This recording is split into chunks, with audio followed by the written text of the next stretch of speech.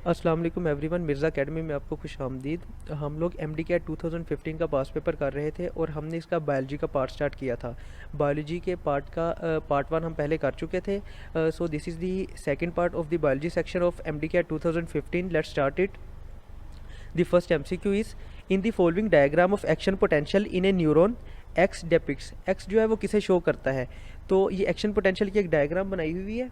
तो और एक्स जो जिस पॉइंट पे उन्होंने एक्स लिखा हुआ है, ये जो प्रोसेस है ये प्रोसेस शो करता है डीपोलराइजेशन को।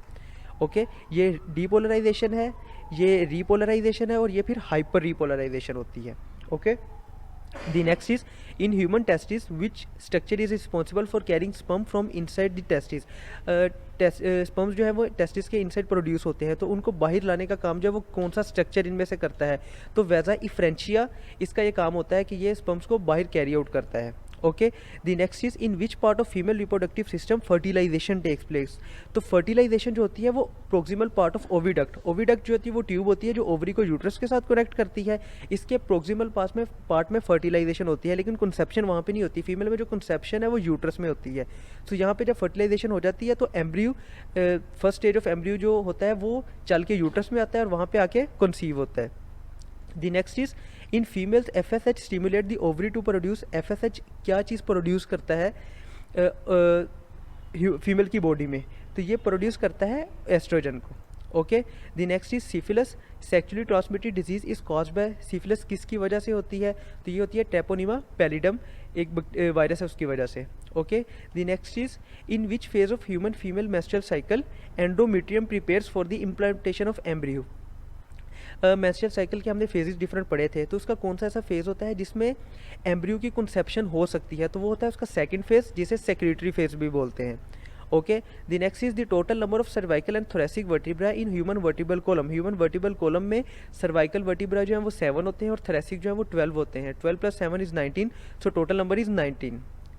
The next is a sarcomere is the region of a myofibril between two successive Z lines। ठीक है, 2 successive Z lines के दरमियान ये sarcomere present होता है हमारे पास।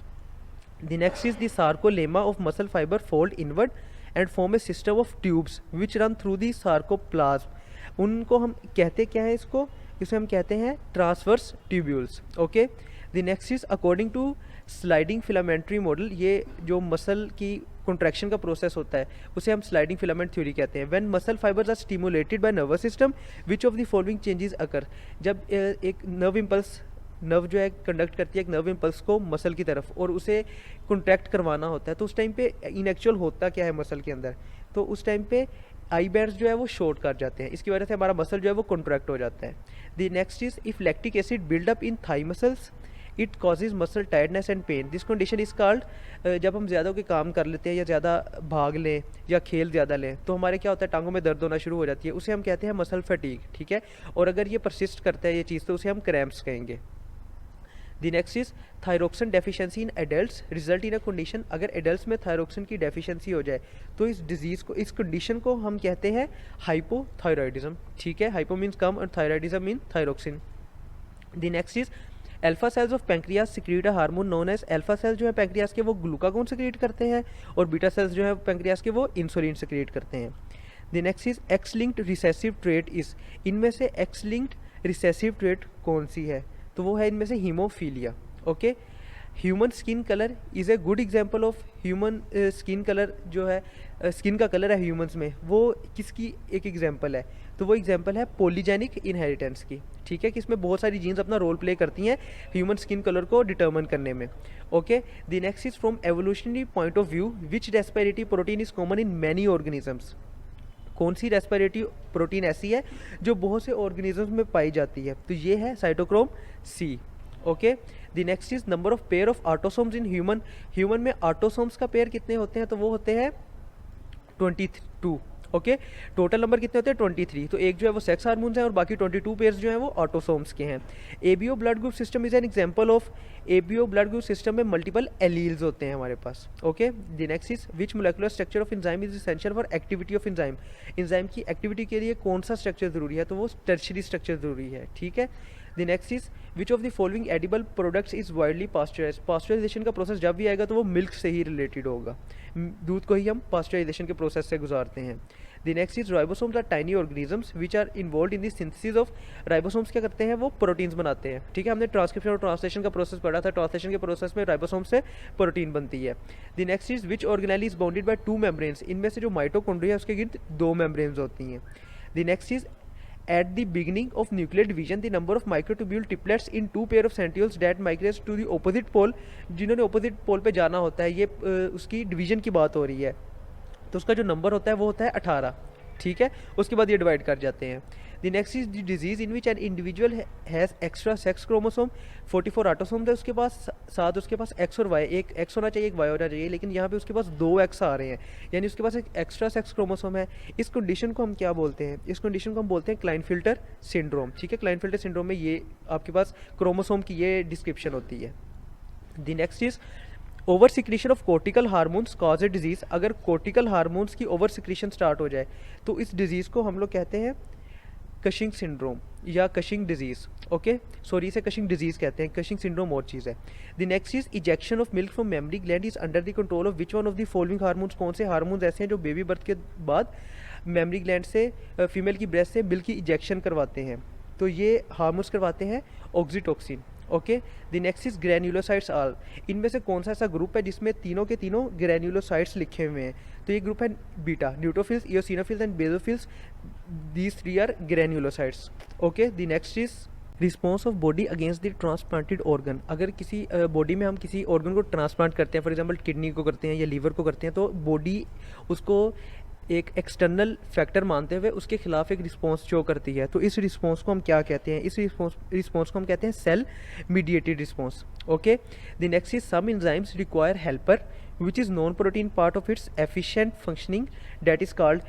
एंजाइम्स को एक हेल्पर चाहिए होता है जो नॉन प्रोटीन होता है, ठीक है। हर सारे एंजाइम्स जो हैं वो प्रोटीन्स हैं, लेकिन हेल्पर जो है वो नॉन प्रोटीन होता है, और उस हेल्पर को हम लोग कहते हैं कोफैक्टर, ओके।